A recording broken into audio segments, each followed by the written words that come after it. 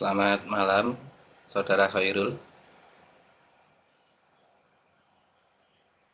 Malam, Suara saya bisa diterima dengan baik? jelas, jelas. Oke, terima kasih. Eh, ini kita mulai atau menunggu yang lain? Mohon saran. Mungkin nunggu aja dulu ya, beberapa Siap. menit lagi ya. Ya, Oke, 5 menit lagi. Tunggu, oke. ya, 5 menit. Kalau gitu Ya, sambil saya ya, prepare persiapan. ya.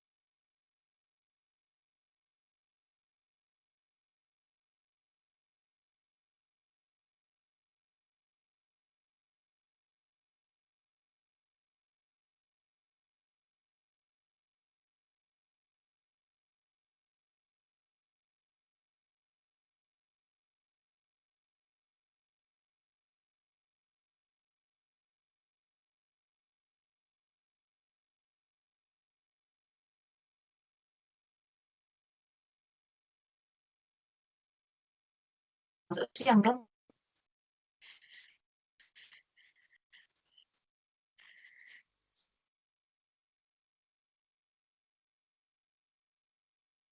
Oh, MCU itu siang, makanya pulang jam 7 malam.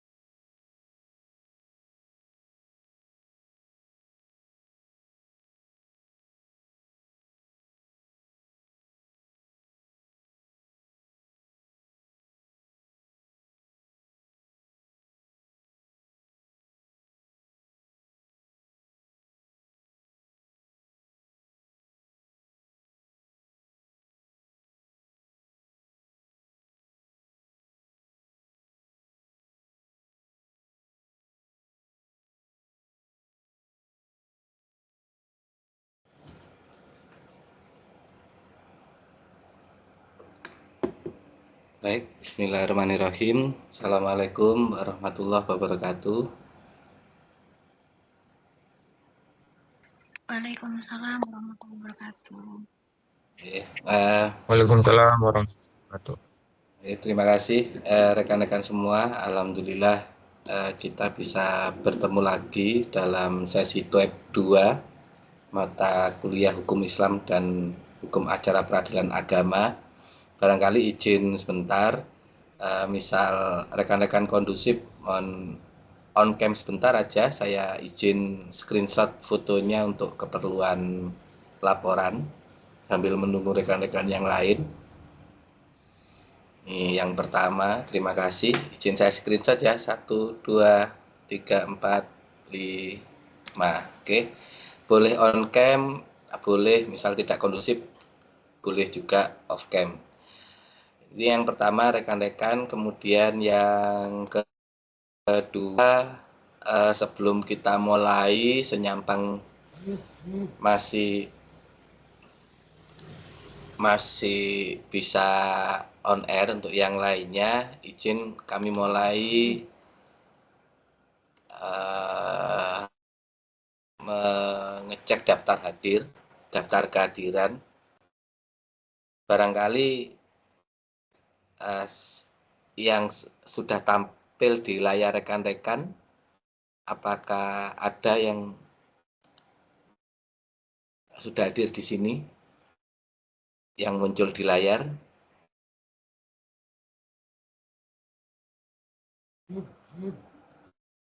Kalau tidak ada, saya geser ke bawah sampai sini. Ada. Ini tadi yang pertama, Saudara Khairul Soleh sudah saya isi daftar hadir karena tadi sudah muncul. Untuk rekan-rekan yang lain yang namanya di sini, Maulana Pak. Izin Iya. bisa diulangi? Maulana Malki Ibrahim Pak. Siap. Oke, ini saya tik hadir, terima kasih. Ada lagi rekan-rekan yang lain? Ari Wahyuni, Pak. Saudari Ari Wahyuni. Saudari Ari. Pak Muhammad Arasusain. Sebentar, saya cari Saudari Ari Wahyuni dulu ya. Saudara Ari Wahyuni. Siap, Pak. Ini sudah ada. Kemudian Saudari Ari Wahyuni. Ya, Pak. Makasih, Pak. Ya. Izin Pak. Saudara Iqbal. Izin Pak Muhammad Arasusain. Sebentar.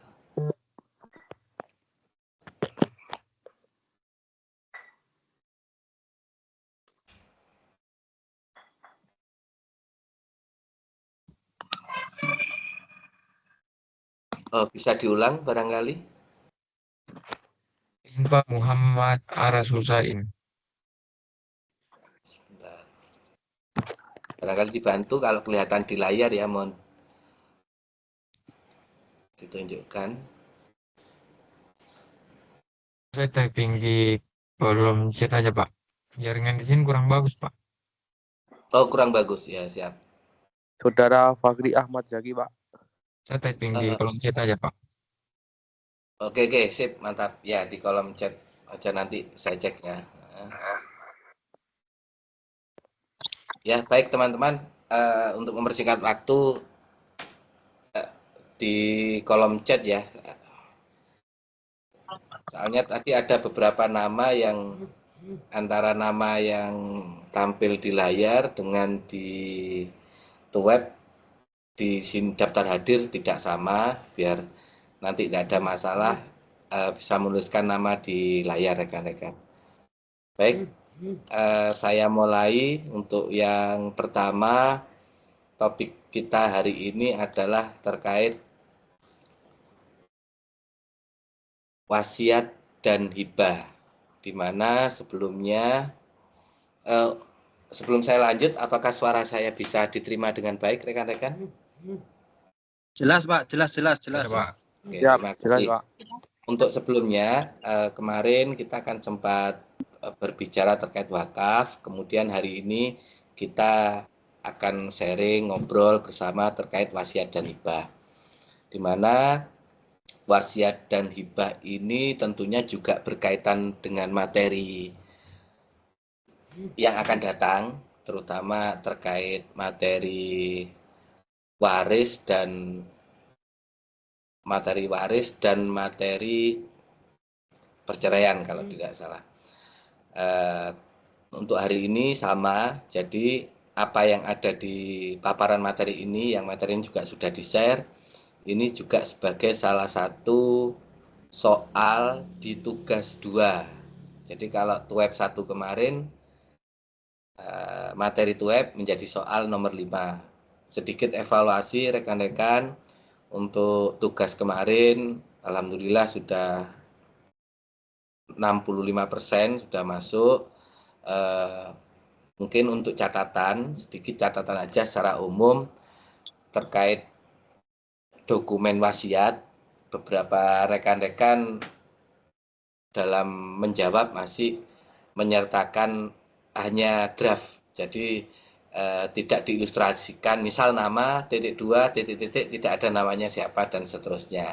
Prinsip untuk yang kemarin tidak masalah, namun untuk yang penugasan sesi 5 besok, minggu depan, harapannya bisa diilustrasikan, terutama nanti terkait misal ada pertanyaan pembuatan dokumen wasiat atau hibah. Sampai sini sebelum kami lanjut, barangkali ada yang di-sharingkan untuk kegiatan kita sebelumnya dan sampai hari ini, terutama masalah penugasan, daftar hadir, sistem komunikasi, di mana 2 masukan rekan-rekan kemarin, yaitu terkait WhatsApp group sudah kami buat. Kemudian selain WhatsApp group, terkait pelaksanaan hari ini, meskipun kemarin sempat imbang antara yang usul selain hari Sabtu sama pelaksanaan hari Sabtu, hanya selisih 1 suara. Semoga ini tidak mengurangi semangat kita hari ini. Ada yang ingin di-sharingkan dulu rekan-rekan sebelum kita ke materi? Hal-hal terkait teknis barangkali? Kalau tidak ada, saya izin Nggak lanjut ada, ya. Pak. Ya, Lanjut, oke. Pak. Nanti ada di tengah-tengah, enggak apa-apa, dipotong aja. Barangkali teringat terus ingin disampaikan, monggo kami persilahkan.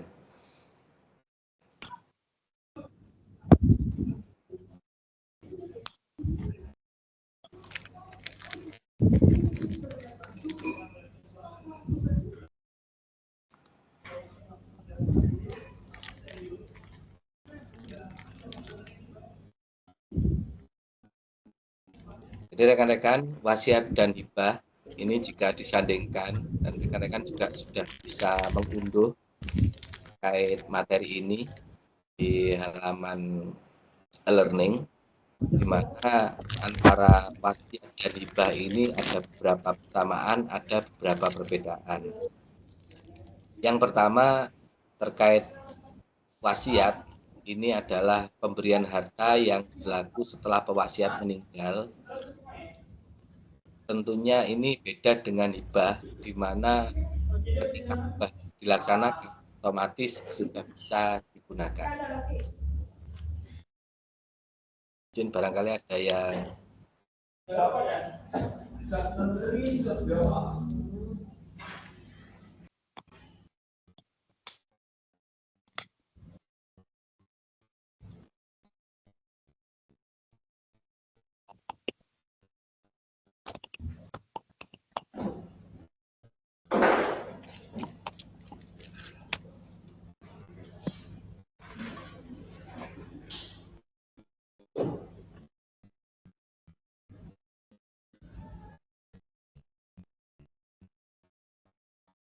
Izin Pak, tidak ada suaranya Pak.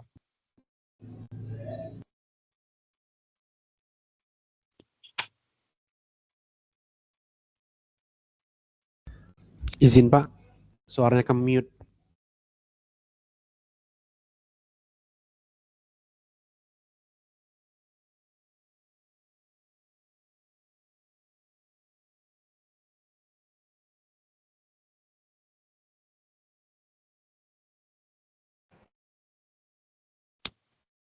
Oke, terima kasih diingatkan. Tiba-tiba ke mute. Ya. Sudah ada suaranya ini rekan-rekan? 19 oleh. Sudah. Baik, Sudah ada, Pak. izin saya Sudah lanjut. Pak, sudah aman Pak. Tadi kalau tidak salah sampai pewasiat ya. Jadi sampai pewasiat ini untuk usia sama antara wasiat dan hibah 21 tahun, kemudian berakal sama, tidak dipaksa. Terus kalau di hibah ada penambahan, tidak ada pengampuan. Kemudian sampai bawah seperti yang ada pada tabel ini, misal nanti ada yang ingin didiskusikan, rekan-rekan bisa nanti menyampaikan. Izin saya lanjut. Kemudian syarat sah wasiat dalam kompilasi hukum Islam. Jadi kompilasi hukum Islam bagi yang untuk menyamakan persepsi ya. Jadi kompilasi ini adalah kumpulan-kumpulan berupa hukum Islam yang diakui untuk bisa dilaksanakan. Jadi syarat sah, kalau kita bicara syarat sah di sini adalah artinya hal-hal yang tidak bisa ditinggalkan atau hal-hal yang wajib harus dilakukan. Pertama adalah untuk pewasiat. Pewasiat ini adalah yang memberikan wasiat, ini berumur 21 tahun atau sudah menikah, artinya misal usianya 20 tahun tapi sudah menikah, ini bisa menjadi pewasiat. Kemudian berakal sehat, merdeka, tidak dalam paksaan, kemudian tidak dalam kondisi sakit parah.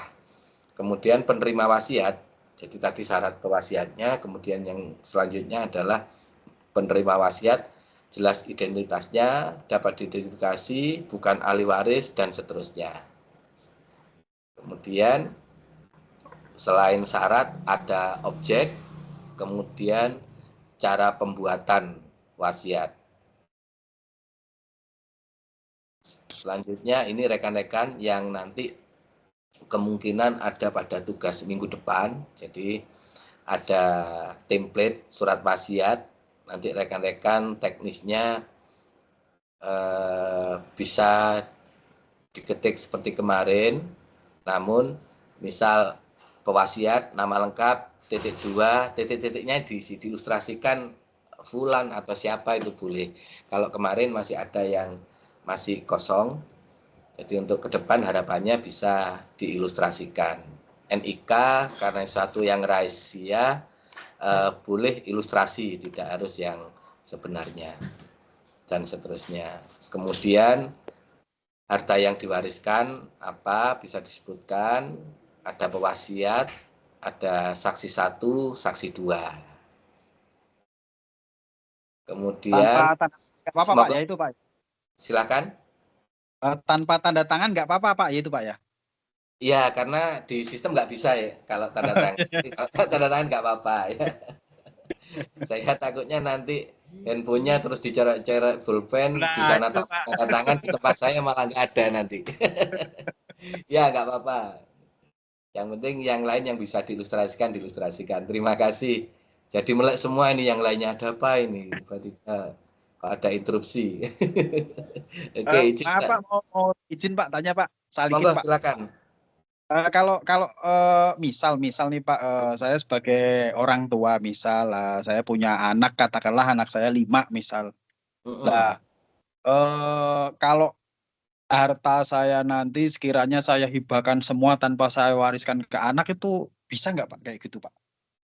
Kalau secara hukum Islam ini Ya. tidak boleh dan nanti akan masuk di dalam kasus yang akan kita bahas di materi ini. Jadi hibah ataupun wasiat seperti yang tertuang di sini tidak boleh lebih dari sepertiga. Oh, Sepertiga. Kalaupun itu dipaksakan, nanti bisa berpotensi pada gugatan. Dan untuk secara umum diketahui bahwasanya baik terkait terutama karena hibah wasiat ini berhubungan dengan waris juga ya. Anak yang dimaksud tadi ini kan ahli waris. Yeah. Di Indonesia sendiri ada tiga terkait pewarisan hukum yang diakui. Yang pertama hukum Islam yang kita ada mata kuliah di sini. Yang kedua ada hukum nasional. Kemudian yang ketiga hukum adat. Jadi kalau menurut hukum Islam itu tidak diperbolehkan memberikan wasiat atau hibah melebihi 1/3. Gitu. Barangkali itu ada feedback barangkali atau kasus Semisal yang bisa disaringkan. semisal ketemu kasus istilahnya anaknya itu setuju semua gitu Pak. Kalau setuju semua artinya nanti tetap istilahnya ini jadi intinya ahli waris setuju ya yang 5-5-nya itu untuk diwasiatkan. Saya kira nggak ada masalah, artinya bukan ke orang tua tapi ahli warisnya itu yang ke penerima hibah atau wasiat. Oh, teknisnya sama.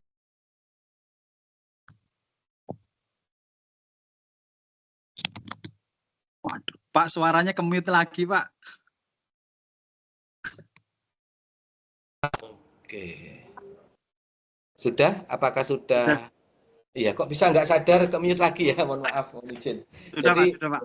Ya, jadi tetap prinsip yang misal wasiat itu orang tua harus mohon maaf, pewaris harus meninggal dulu. Tapi kalau hibah bisa serta merta. Lah ini yang akan jadi bisa jadi kajian. Kalau pewaris misal ini saya coba sharing ke kelas. Itu kan kalau wasiat tadi bisa ya, karena anak-anaknya semua mengokekan. Lah kalau hibah, padahal kalau hibah kan harus diberikan langsung. Kira-kira bisa atau enggak menurut rekan-rekan? Ya kalau menurut saya sih nggak bisa Pak, dengan berkacu pada 1/3 itu tadi Pak. Oke, boleh. Ada lagi pendapat yang lain?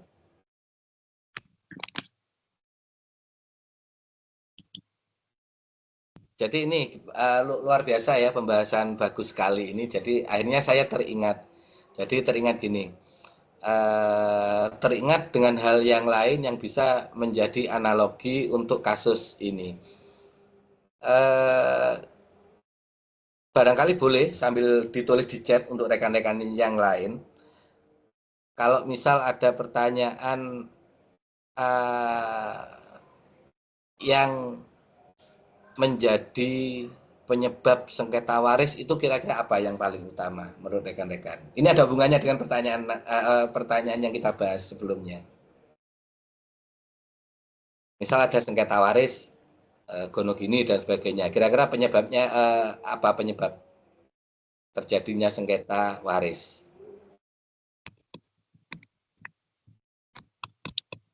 Mungkin ke langsung ngobrol. Boleh langsung lesan juga, monggo siapa? Saudara Salikin barangkali. Kira-kira menurut Saudara Salikin apa? Sengketa waris ini? Itu mungkin Pak, tanah itu masih menjadi harta warisan mungkin? Boleh. Ya, Saudara Malia tidak adil. tidak adil kenapa Saudara Malik? Saya panggilannya Maulana atau Saudara Malik ya? Saudara Maulana, tidak adilnya gimana ini?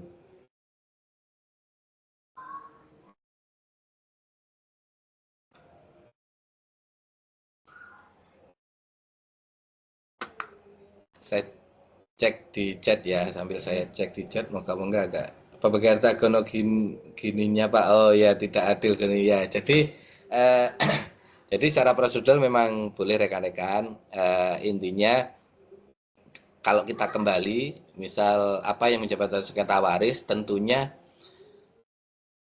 kalau ada sengketa waris berarti kan ada objek yang disengketakan, tanah misalnya objeknya. Kalau ada tanah yang disengketakan karena waris berarti kan ada pewaris yang meninggal. Nah, misal pewaris belum meninggal, maka belum ada harta warisan. Jadi intinya, misal ada 5 anak kandung, kemudian orang tua masih hidup, saya mau mewasiatkan atau menghibahkan semua warisan saya keluar. Anaknya setuju, oke, tidak apa-apa, tapi ada tapinya. Nanti ketika itu sudah menjadi objek waris, selama orang tua masih hidup berarti kan belum ada harta warisan. Jadi nggak boleh dilepas. Misal yang punya harta 1.000 hektar misalnya, 1.000 hektar.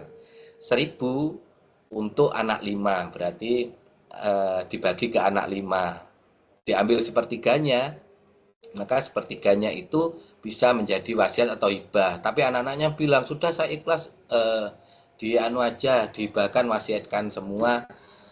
Itu tidak boleh karena orang tua masih hidup.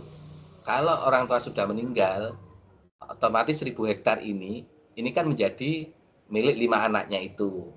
5 anaknya sepakat misalnya, 5-5-nya ini kita hibahkan, kita wasiatkan, kita nggak usah ngambil semua ya, itu baru boleh. Jadi baru bolehnya di situ cerita kronologinya.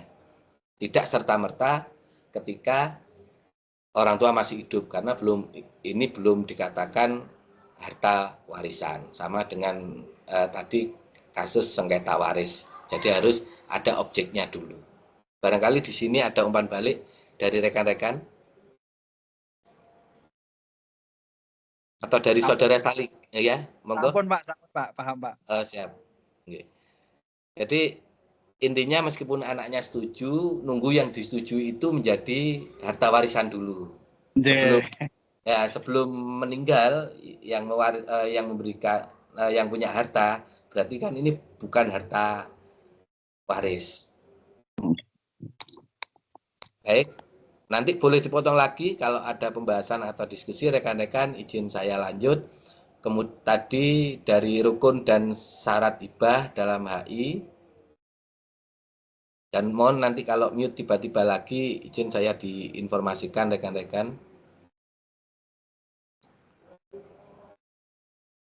Jadi dalam rukun hibah mengacu pada kompilasi hukum Islam pasal 210 sampai 214, di sini ada pemberi hibah, ada penerima hibah, kemudian ada objek hibah tentunya. Yang keempat adalah ijab dan qabul. Jadi 4 rukun ini artinya kegiatan ini tidak bisa ditinggalkan. Jadi yang namanya hibah jelas ada pemberi hibahnya. Kemudian ketika ini diberi harus jelas siapa penerimanya. Setelah penerimanya ada yang diserah terimakan antara pemberi dan penerima berupa objek hibah dan ijab qabul.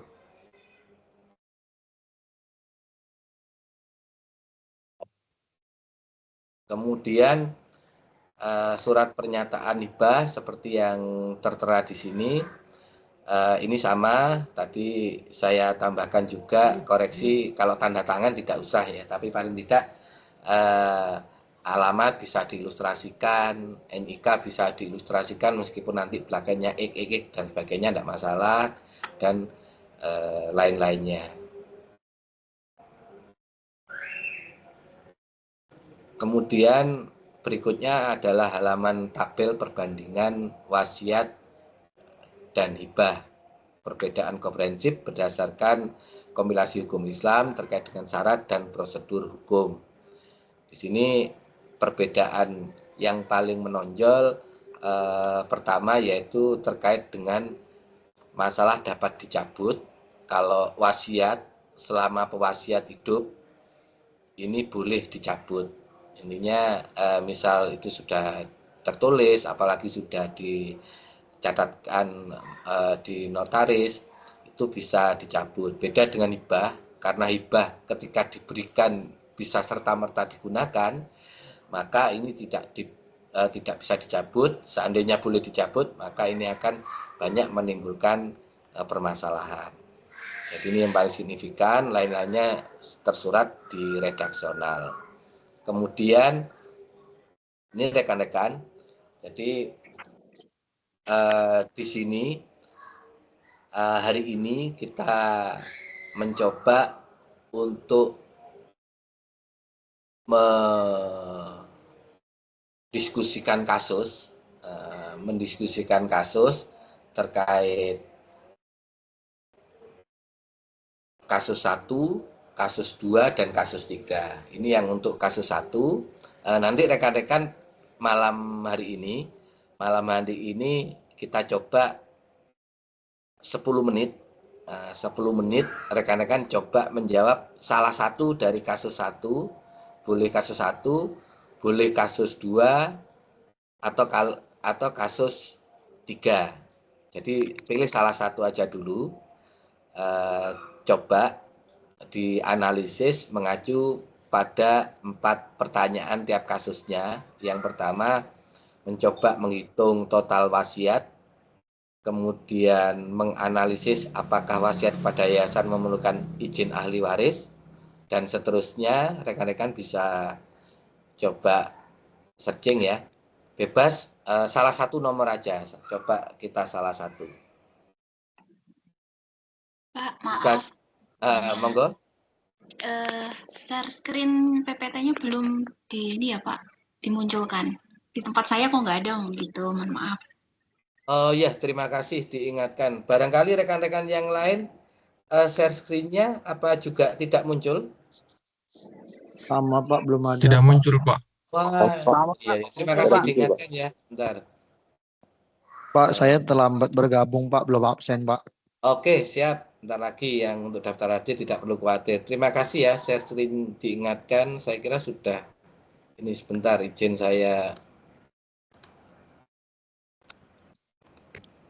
coba lihat dulu. Oh, tertutup otomatis ya. Ya, sama dengan mute tadi. Untuk rekan-rekan yang awal, apakah juga tidak melihat share screen dari tadi ya? Awalnya tadi muncul Pak, terus hilang Pak. Oh gitu, oke, terima kasih. Nanti kalau hilang lagi mohon dibantu, saya diingatkan ya rekan-rekan. Baik, sambil saya membetulkan share screen-nya, karena ini tiba-tiba juga agak nge-lag. Rekan-rekan kan sudah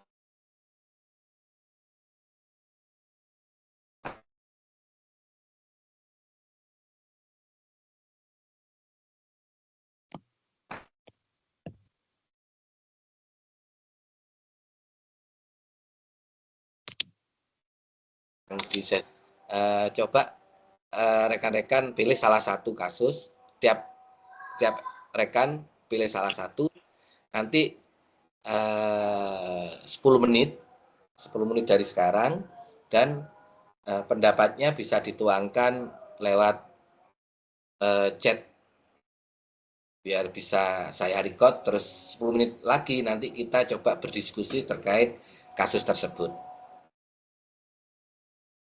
Bisa diterima informasi ini rekan-rekan? Bisa Pak, bisa Pak. Silahkan, bisa Pak, dicoba. belum muncul. Ya, Muncul ya Pak.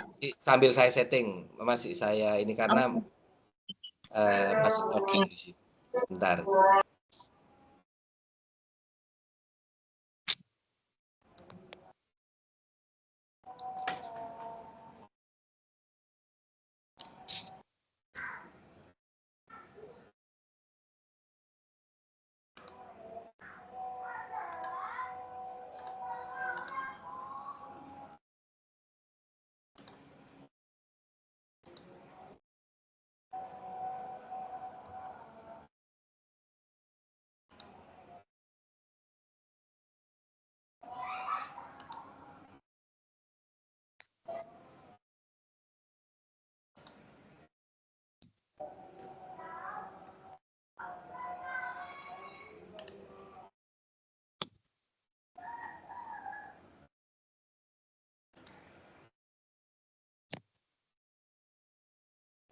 Sudah muncul rekan-rekan untuk share screen-nya? Sudah Pak, sudah. Oke, terima kasih. Bisa dicoba ya. Oke, 10 menit, nanti 19 pukul 19, 18.50 nanti kita coba. Kalau yang sudah punya pendapat bisa dikirim ke chat web ini.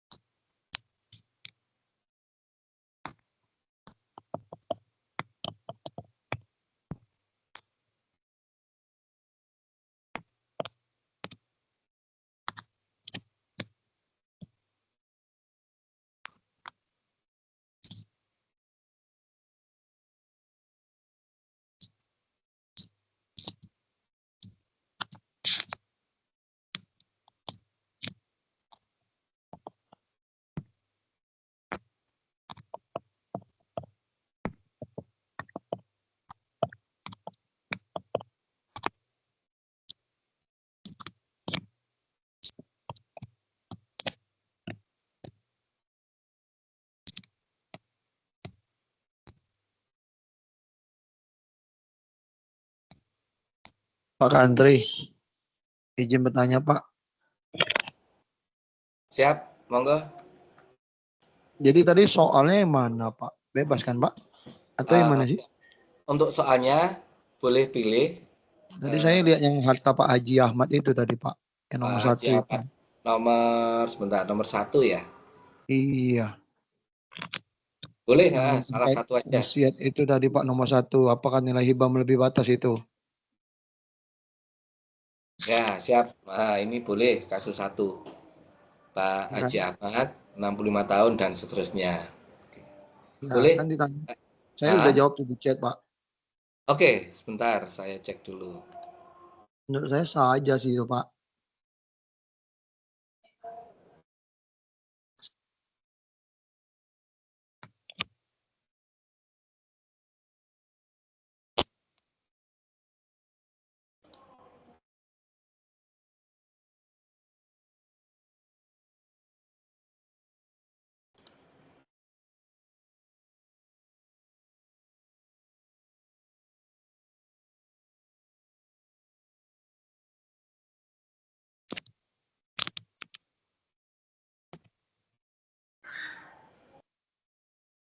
Oke, luar biasa. Yang rekan-rekan yang lain, monggo.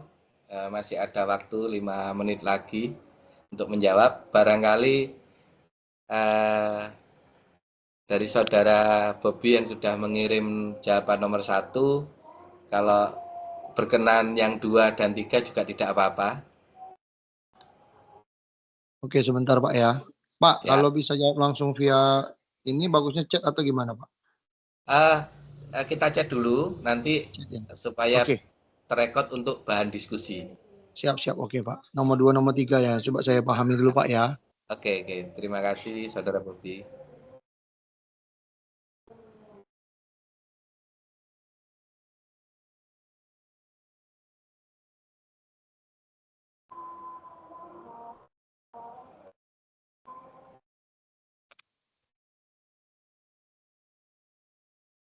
Izin bertanya Bapak.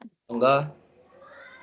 Bapak izin bertanya, mungkin Silakan. karena kita di daerah di Papua di timur, kita sudah nggak bisa absen ya Pak di e-learning.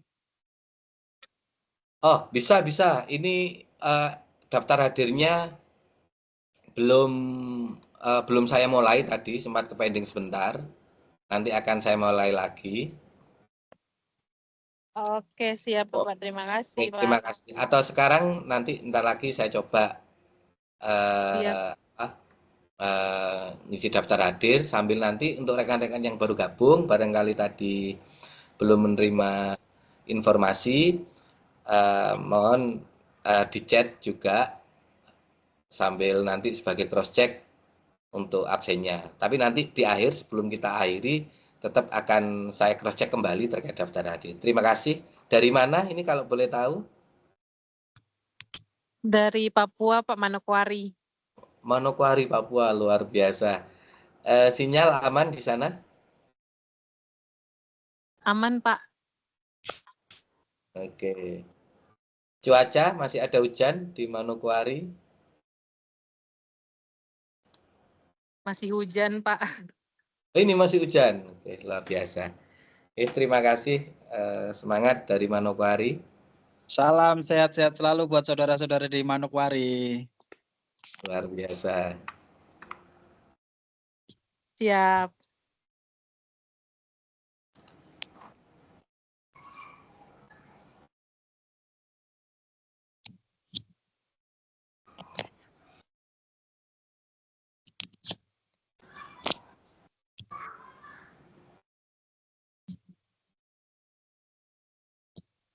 Dua menit lagi sambil saya cross check daftar hadir. Barangkali di layar rekan-rekan ada nama rekan-rekan yang hari ini hadir. Supaya saya rubah menjadi hadir. Jadi ini saya ketik tidak hadir dulu, terus nanti yang konfirmasi saya klik hadir. Tadi saudara Bobby ada ya? Yang tadi. Ada Pak. Siap, oke. Bobby ada Pak. Untuk nomor 2 udah saya jawab Pak ya di komen. Oke, terima kasih. Pak, saya jawabnya menurut pendapat saya. Jadi kalau tulisannya kurang rapi, mohon maaf Pak ya. Tidak apa-apa, luar biasa. Oke. Saya geser ke bawah rekan-rekan untuk nama di daftar hadir. Barangkali nanti ada yang tampil, mohon saya diinformasi untuk saya klik hadir.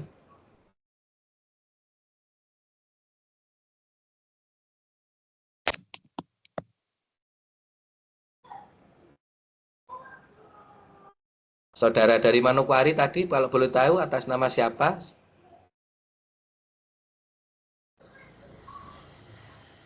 Allahu Akbar.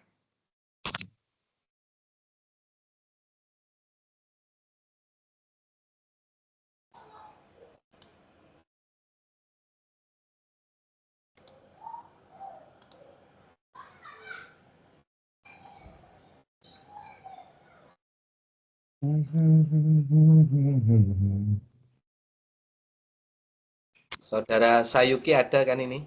Ada Pak, ada. Serius sekali ini tadi. Oke.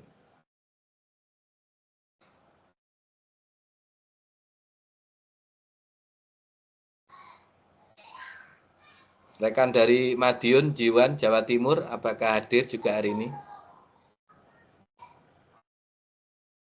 Hadir Pak, saya. Luar biasa.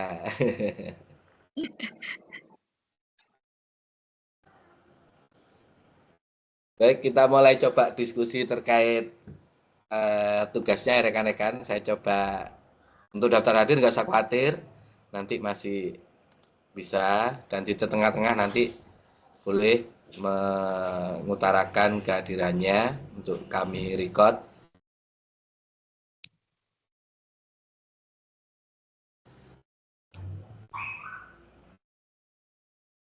Di sini yang sudah mengirimkan dan tentunya juga bisa dibaca oleh rekan-rekan yang lain. Ada saudara Bobby dengan case nomor satunya, kemudian saudara Salikin menjawab yang tadi, saudara Aras Husain untuk jawaban nomor 2, case nomor 2. Kemudian ada lagi saudara Bobby nambah menjadi nomor 2 juga. Oke. Siap. Baik rekan-rekan,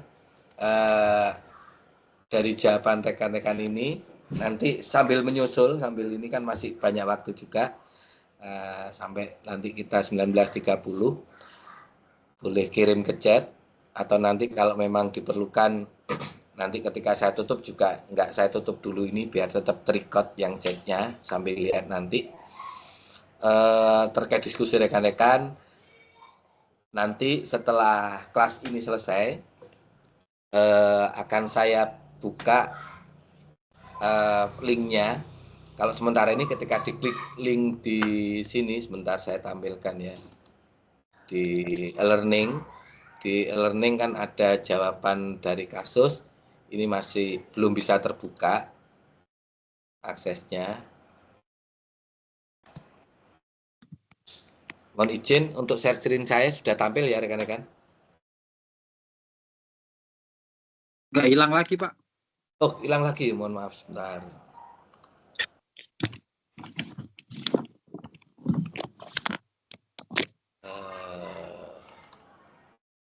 Ini pengaruh Selat Hormuz kayaknya.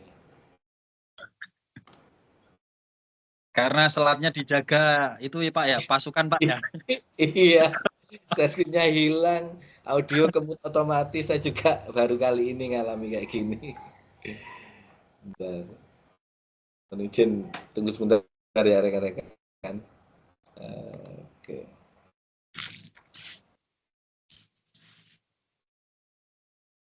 Atau gara-gara kita foto di awal tadi ya, kalau kemarin web 1 lancar karena fotonya di belakang. Kita sesi fotonya tadi terlalu awal, jadi komplain dari yang masuknya agak terlambat nggak ikut foto nanti. Tenang, terakhir nanti foto lagi gitu. Mohon izin sebentar ya, ini masih juga loading, belum bisa share screen.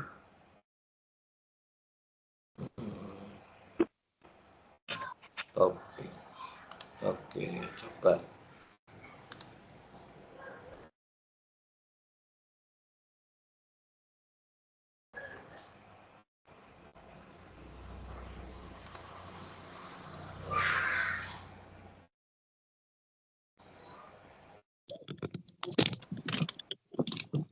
Mas belum tampil share screen saya. Sudah tampil, Pak. Oke.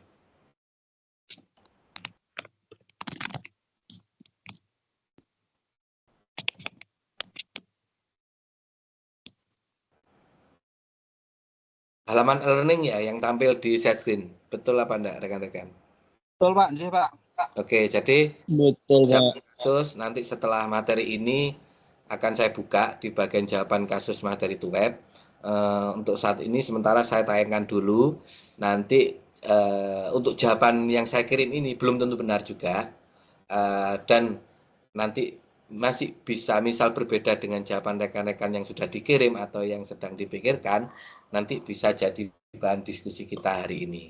Baik rekan-rekan, untuk kasus yang pertama, terutama dari saudara Bobi ya, tadi sempat mengirim ke chat, dan saya yakin rekan-rekan yang lain juga barangkali juga ada yang menyusul mengirim atau yang sedang memikirkan. Jadi rekan-rekan untuk kasusnya Pak Haji intinya 65 tahun, warga Makassar, memiliki total harta senilai 900 juta. Ia ingin mewasiatkan wasiat. Jadi wasiat ini tadi kalau materi di awal akan diberikan ketika maksudnya objek bisa dimanfaatkan oleh yang menerima wasiat setelah pewasiat meninggal. Jadi ini Pak Haji posisi masih hidup. Kemudian dengan perhitungan A dan B, dan Pak Ahmad ini memiliki 3 anak kandung sebagai ahli waris. Ia dalam kondisi sehat, berusia 65 tahun. Perintahnya, hitung apakah total wasiat memenuhi atau melebihi sepertiga. Saudara Bobi tadi menghitung memenuhi atau melebihi batas. Memenuhi, Pak. Oke, ada yang rekan-rekan lain melebihi batas penghitungannya?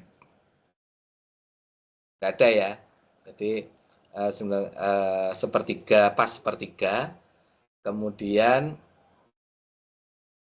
total wasiat memenuhi tidak melebihi sepertiga. Kemudian yang nomor 2, berdasarkan kompilasi hukum Islam pasal 192, wasiat hanya boleh dilakukan maksimal dari harta warisan kecuali apabila semua ahli waris menyetujuinya. Jadi ini diartikan tiga-tiganya ini menyetujui dari 3 anak kandung Pak Haji tadi. Karena jumlah wasiatnya sudah sepertiga, maka wasiat tidak perlu izin. Jadi hanya izin pada 3 anak itu kalau lebih sepertiga. Boleh? Silakan. Mau keluar. Oke, lanjut. Kemudian Saya ada kirim di chat tuh Pak, contoh surat wasiat buatan saya, Pak. boleh agak keras gimana? Belum. Saya ada kirim contoh surat wasiatnya, Pak. Boleh Oh, dicek. siap. Oke, terima kasih. Nanti bisa ini dari contoh surat wasiat yang saya maksud ilustrasi untuk tugas besok seperti ini rekan-rekan. Jadi ada nama, ada Haji Ahmad dan seterusnya, kecuali tanda tangan ya, jangan ditandatangani karena nanti hanya di layar rekan-rekan yang tertanda tangan. Dan seterusnya, kalau materi juga nggak usah ditempeli, jadi cukup gini. Jadi nanti penugasan teknisnya juga sama seperti ini rekan-rekan, penulisannya. Kemudian berdasarkan tata cara hukum Islam, administrasi ini ada notaris untuk mendapat legalitas hukum dan sebagainya. Jadi ini yang case nomor 1. Kira-kira terutama untuk yang menjawab dari Saudara Bobi, mungkin kesempatan pertama dari Saudara Bobi boleh berkomentar terkait hal ini, atau yang lain Ya, Pak. yang tadi Maksudnya komentar menjawab gimana nih, Pak? kasus 1. Ya, kasus 1 kan tadi menurut saya kan memang sesuai KHI pasal 195 ya. Oke. Bahwa itu kan memang sepertiga, Pak. Oke, betul. Berarti nggak ada masalah tanpa izin ya berarti. Iya, kecuali memang dia lebih, nah baru dia butuh izin dari para ahli waris itu kan, Pak. Oke, sip. Betul. Susun wasiat oke. Tadi juga ada yang ngirim baru. Kemudian ada yang lain terkait kasus 1 yang ingin disaringkan rekan-rekan sebelum kita melangkah ke kasus 2?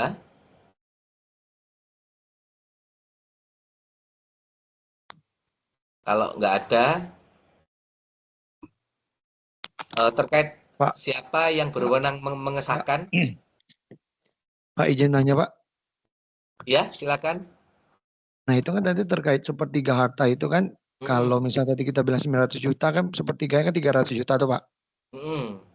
Otomatis kalau melebihi dari sepertiga itu, anggaplah dia ngasih 500 juta, Pak. Itu yang butuh diizinkan itu ya? Iya, kita berandai aja, Pak. Seandainya itu 500 juta, Pak. Apakah yang harus meminta izin dari ketiga anak Pak Haji Ahmad itu hanya 200-nya atau 500 jutanya itu, Pak? Total keseluruhannya, Pak. Jadi total keseluruhannya, keseluruhan itu karena satu kesatuan, misal 500 berarti kan bukan 200 minta izin, yang ini enggak, hanya kan satu paket satu. Gitu. Karena kan kalau kita lihat dari kasusnya itu kan dia memberikannya kepada 2 orang, Pak ya, 250 dan 50 kan, Pak? A dan B, betul. Iya, misalnya 250 dan 250, nah itu kan secara itu kan 2 orang yang berbeda, Pak. Satu yayasan, satu keponakan kan, Pak? Betul. Tapi tetap ya, Pak ya, walaupun 2 orang yang berbeda diberikan itu, tetap nominal total 500 juta itu yang diizinkan, Pak ya? Harus minta izinnya itu. Secara teknis ya, karena nanti kan semuanya tertuang dalam satu dokumen, meskipun ada pemisah A dan B misalnya, tapi dalam praktiknya tetap. Oke, Pak. Oke, siap. Oke. Makasih, Pak, infonya, Pak. Terima kasih. Atau ada ini keinginan untuk membagi kasus dari rekan atau yang dikenal terkait hal ini? Belum ada, Pak, sampai hari ini, Pak. Lanjut ke kasus 2 ya. Ya betul, lanjut kasus 2 ya. Kasus 1 oke. Kemudian untuk kasus 2 tadi sudah ada yang menjawab. Kalau boleh tahu dari siapa yang menjawab tadi? Nomor 2.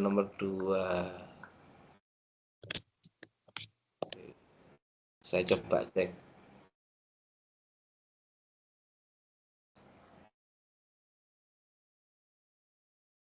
Saudara Bobi juga nomor 2. Selain Saudara Bobi, apakah ada yang sudah ngirim ke chat untuk kasus nomor 2?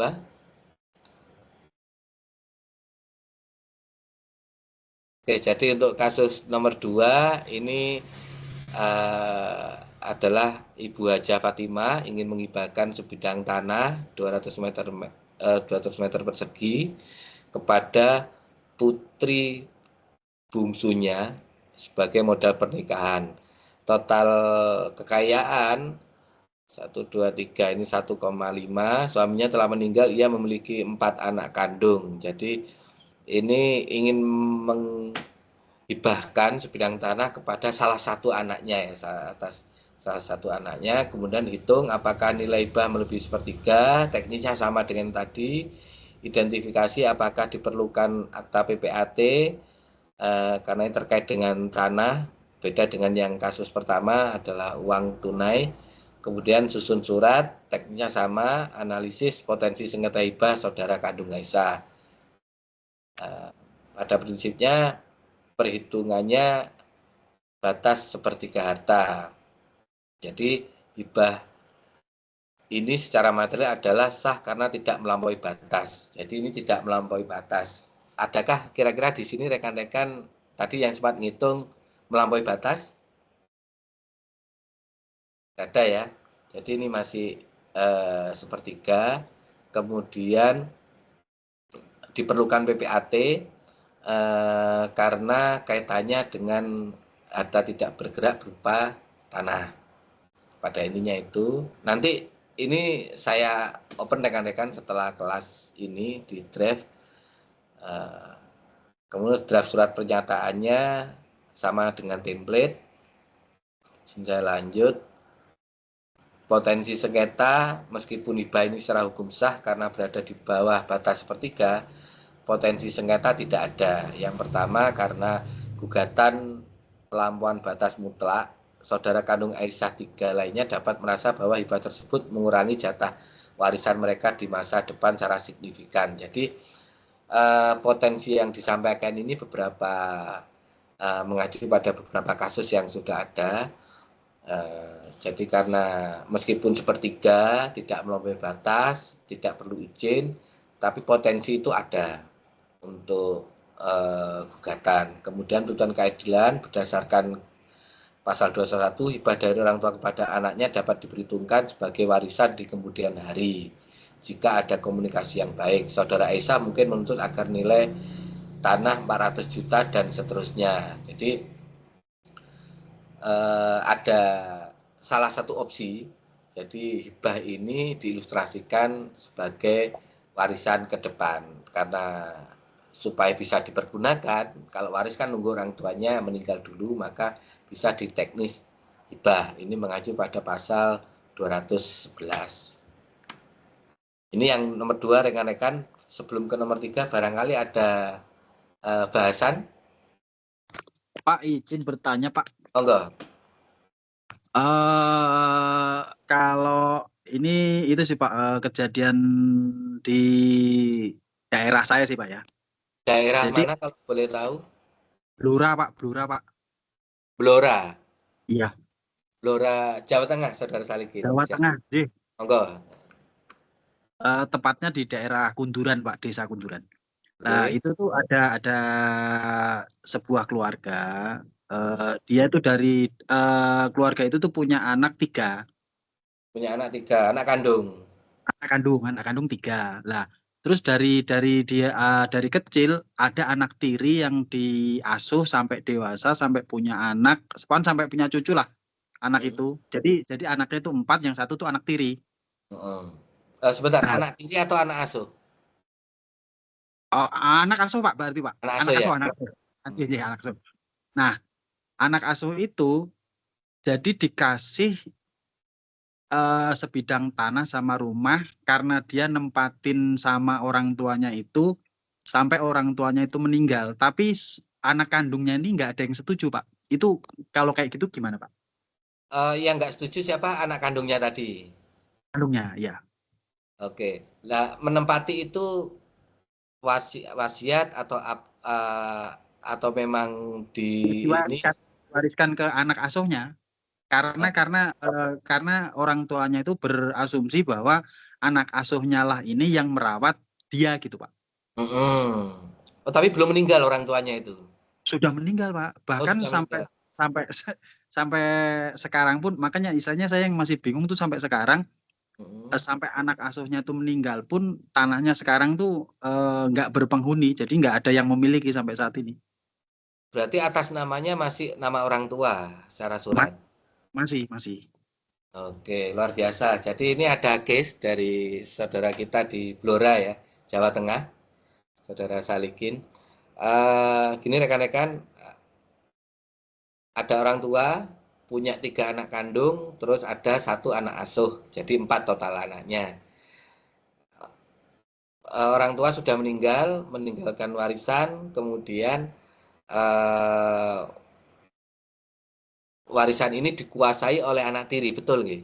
Oh maaf, anak asuh. Anak asuh dikuasai oleh anak asuh. Kemudian yang ketiga ini tidak terima. Iya. Terus sekarang posisinya nggak tahu harus ngapain Mas Ian nggih, Pak Solikin nggih. Iya. Baik, monggo rekan-rekan ada yang ingin menyampaikan pendapatnya terkait ke sini? Soalnya di proses pengadilan tuh sampai sekarang juga nggak putus, Pak. Tuh, oh sudah masuk sengketa berarti. Ya, tapi tetap nggak putus sampai sekarang. Sengketanya apa yang gugat siapa berarti? Anak asuhnya malah. Oh, yang anak asuhnya. Iya, karena dia berpedoman bahwa orang tua angkatnya lah itu yang menyerahkan harta itu ke dia. Ketika gugatan nggak pernah mau hadir.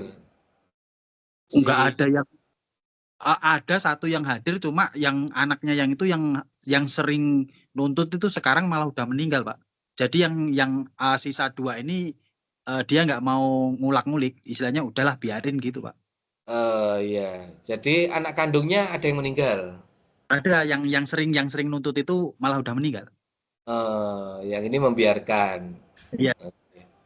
Dan sidangnya ditunda atau dihentikan atau apa? Nggak ada kata-kata dari pengadilan. Wah, nggak ada kejelasan sih, Pak. Cuma depan rumahnya cuma tulisan tanah dan bangunan ini masih proses hukum dan masih sengketa gitu aja sih, Pak. Oke, siap. Ada rekan-rekan yang ingin berpendapat terkait ke sini. Jadi posisinya nih kasus berjalan ya, kasus masih berjalan di pengadilan. Ada gugatan juga. Ada yang ingin berpendapat? Monggo. Saudara Bobi, belum berani berpendapat, Saudara Bobi. Saudara Sayuki. Pak lagi mencoba untuk memahami, Pak. Oke, siap. Apa? Oke, jadi pertama, apalagi kasus kan kalau secara kasus, Pak. Monggo. Silakan. Anak asuh itu kalau dia ada bukti hukum harusnya bisa menang kan, Pak. Tapi kalau cuman hibah berdasarkan lisan itu kan, kalau nominal gede kan itu tetap harus ada seperti surat-surat menyuratnya, Pak. Oke, boleh. Yang anehnya ini anak asuhnya yang menggugat, tapi kok di pengadilannya nggak berjalan, karena kan lucunya kok malah yang asuhnya yang menggugat ya. Iya. Harusnya kan secara hukum kan dia tidak bisa menggugat, Pak. Kecuali dia menggugatnya bisa menunjukkan suatu bukti, Pak. Betul. Kalau cuma hanya lisan bilang, wah ini orang tua kasih saya nih, ya secara di pengadilan silakan saja dia gugat. Tapi dia harusnya menunjukkan buktinya itu ada akte hibah yang melalui PPAT tadi, Pak. PPAT tadi kan? Ya. Yang lucunya kok di pengadilannya nyetop ya ini ya. Apakah anak asuhnya punya bukti surat itu? Sehingga yang 2 lagi kandung itu tidak mau melanjutkan. Iya, jadi kekurangan kita di sini kan tidak tahu ya. gugatannya apa. Gugatannya. Ya betul, makanya kita juga jadi bingung ini Pak, mau menganalisanya gimana Pak. Prinsip, karena ini suatu hal yang faktual. Maksudnya ada dari informasi dari Pak Salikin, prinsip apapun bahasan ini, tetap nanti misal hakim tetap akan memutuskan, entah apapun putusannya, entah gugatan diterima, ditolak, diterima sebagian dan yang lainnya itu pasti ada. Kemudian sependapat dengan saudara Bobi tadi, Pak Solikin, saya juga kok anak asuhnya yang gugat ya gitu. Jadi makanya saya malah kepo atau penasaran kira-kira gugatannya seperti apa, dalam bentuk apa ini. Ya itu Pak yang bikin saya bingung, ya itu Pak, kenapa kok malah kalau salah satu anak kandung yang menggugat itu lumrah karena dikuasai oleh anak asuh gitu loh. Lah ya anak asuh sedang menguasai kok ngapain dia melakukan gugatan kan itu. Jadi pada prinsipnya apapun bahasanya nanti tetap putus sebagai studi ilmu hukum, apa yang dikatakan hakim itu adalah benar sebelum ada putusan lain yang tidak membenarkan. Jadi intinya ini kan kasus berjalan. Ini kasus berjalan. Kita hanya bisa menganalisis dan analisis kita mentok salah satunya di itu tadi case seperti yang dikatakan saudara Bobi. Lah ngapain digugat ini? Lah karena dikuasai terus satu. Yang kedua kita juga nggak tahu yang dikuasai itu sepertiga atau melebihi sepertiga harta dari orang tua atau semuanya, Mas? Semuanya Pak itu Pak. Oh semuanya ya Pak ya. Nah, itu. Jadi yang Pak Kantri. Siap, monggo. Tapi kan kalau tadi dari Mas siapa tadi yang nanya? Saya jadi lupa nih. Saudara Salikin dari Mas Salikin itu kan kalau tadi bertanya kan harusnya dari pihak anak kandung itu harusnya bagaimana? Seharusnya kalau memang si anak asuh itu yang menggugat, harusnya sih kan tadinya ada 3 anak, namun kan 1 udah meninggal sisa 2. Harusnya sih 2 anak kandung itu berani hadir di pengadilan untuk minta bukti bahwa memang ada atau tidakkah bukti hibah dari orang tuanya kepada anak asuh itu. Kalau tidak ada, maka itu kan akan batal secara hukum, Pak. Iya. Dan anak kandung itu kan boleh minta penetapan oleh pengadilan bahwa ahli warisnya harus ke mereka jatuhnya. Iya. Betul. Karena kan secara hukum sahnya kan anak kandung. Benar ya, iya, Pak ya? Betul. Takutnya kan karena nggak hadir. Nah, takutnya itu kan apa yang takutnya anak asuh punya bukti. Iya. Mungkin ini kita kan beranalisa takutnya anak kandung ini nggak bisa apa-apa karena anak asuh pegang bukti bahwa memang itu sudah dihibahkan. Tertulis.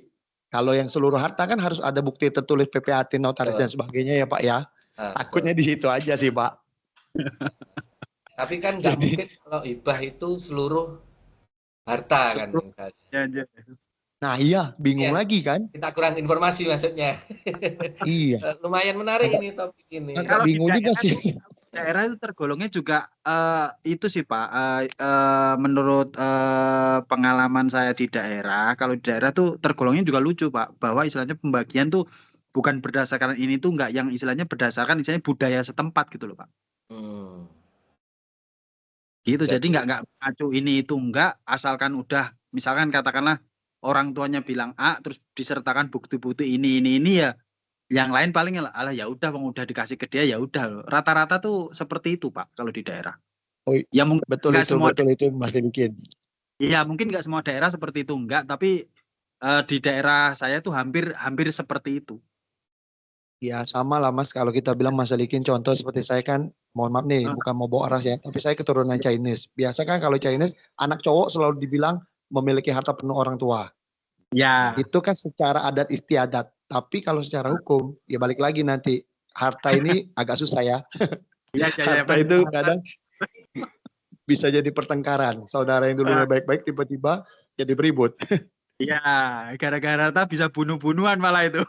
Ya mungkin kalau saya lihat dari case Mas Salikin ini kita bahas ini, takutnya mungkin saudara kandung itu sudah berpikir betul tadi adat istiadat itu sudah turun-temurun dari orang tuanya, sudahlah dia pikir daripada ribut hanya karena hal mungkin ya kita nggak tahu nominal berapa, daripada putus hubungan atau apa, mungkin mereka berpikir damai aja lah hidupnya, harta bisa dicari kan. Iya mungkin seperti itu mungkin pandangannya mungkin. Ya. Itu aja sih saya bisa komennya. Terima kasih. Tapi saya tertarik dengan yang saudara Bobby tadi. Kalau memang ini proses pengadilan, terus kalau kan ada yang anak kandung dipanggil persidangan, harapannya bisa hadir biar semuanya clear secara hukum. Tadi kalau kasus yang di Blora tadi juga mungkin dialami di berbagai daerah lain ya, sampai bahkan di saudara Bobby juga, maksudnya kalau warisan itu milik semua anak laki-laki misalnya, terkait dengan adat istiadat, paling tidak kalau sudah putusan pengadilan yang memberikan itu lebih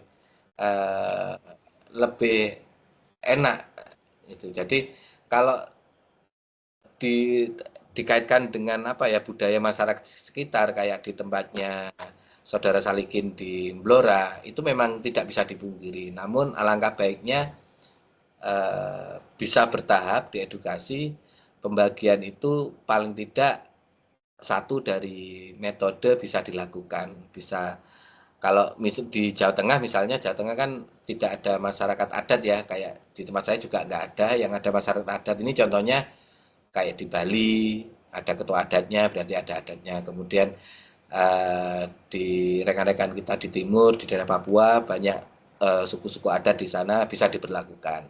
Tapi kalau nggak ada ketua adat, maka tidak bisa memberlakukan adat istiadat setempat. Pilihannya cuma 2, hukum nasional atau hukum Islam. Harapannya milih salah satu. Izin Pak bertanya Pak. Monggo, Saudara Sayuki akhirnya muncul juga. Sudah bingungnya. Iya. Agak terlempar-lempar tadi Pak ketika Oh masuk iya, Pak saya juga jaringan. sama ini Iya. sinyal Wah, terdesak faktor selat hormuz itu, Pak. Iya. Wabah ini. Izin. Oke, gimana? Monggo. Baik Pak, izin tadi Pak, karena tadi menyangkut tentang pengadilan, saya siap. juga cukup tertarik dengan kasus yang dipaparkan oleh kawan kita Salikin. Dalam hal ini Pak, otomatis kan pengadilan melihat fakta-fakta daripada yang diajukan oleh para penggugat. Semisal anak tersebut walaupun diangkat namun telah disahkan, maksudnya disahkan ini mungkin secara catatan pendudukan sipil atau catatan sipil dia telah dimasukkan ke dalam KK. Nah, itu yang pertama. Yang kedua, setelah itu dia juga telah mendapatkan surat keterangan waris dari kelurahan. Kalau di kami sini kan namanya nagari, Pak ya. Nah, apakah hal ini nantinya dapat dipertimbangkan oleh hakim untuk menetapkan siapakah yang betul-betul berhak atas hal tersebut? Walaupun faktanya memang yang bersangkutan bukan anak kandung tapi anak angkat gitu. Nah, fokusnya kepada hal tadi, Pak. Sementara dia telah dimasukkan dalam KK, kartu keluarga di dalam catatan sipil, selanjutnya juga dia telah mendapatkan surat keterangan waris yang dikeluarkan oleh pihak kelurahan. Nah, ketika hal tersebut terjadi, Pak, kira-kira ini apakah hal tersebut juga dapat memperkuat posisi dia untuk mendapatkan waris tadi, ataukah nantinya dibutuhkan juga kesaksian misal dari keluarga atau dari saudaranya si bapak untuk memperkuat juga dari sisi anak kandung tadi. Terima kasih Pak, mungkin itu Pak tambahannya. Terima kasih Saudara Sayuki. Jadi ini juga analisis berandai-andai ya kita ya. Jadi seandainya ini diperkuat. Sementara mungkin ada tanggapan dari rekan-rekan yang lain dari umpan balik yang disampaikan Saudara Sayuki. Barangkali ada tambahan dokumen ini dan seterusnya. Atau kira-kira Saudara Sayuki ini kenal dengan anak asuh ini tadi kayaknya ya? Bukan juga, udah. Kalau di saya tadi memang ada istilah ini Pak untuk tambahan di Sumatera Barat memang ada istilah yang dipakai dalam hal adat. Dalam hal adat ini kan ada penghulu atau biasanya kita sebut datuknya lah atau ninik mama kalau bahasa kita di sini. Nah, kalau berkaitan kalau di Sumatera Barat itu tanahnya ada dua Pak istilahnya warisan. Pertama harta pusaka tinggi, yang kedua adalah harta pusaka rendah. Harta pusaka tinggi ini adalah yang didapat secara turun-temurun dari nenek moyang, yang dia tidak boleh dibagi juga, tidak boleh juga diperjualbelikan. Nah, caranya apa? Dititipkanlah kepada anak perempuan untuk menjaga, akan tetapi pihak laki-laki boleh memakai selama dia masih hidup. Dan ini juga bukan milik satu keluarga, milik keluarga kaum besar. Manakala telah putus, misalnya telah putus, dari garis satu ini anaknya laki-laki semua dan semuanya sudah meninggal, tidak ada anak perempuan. Maka harta yang pusaka tinggi nanti pindah ke saudaranya, saudara dari ibu. Nah, sementara yang bisa dibagi di Sumatera Barat itu adalah tanah pusaka rendah.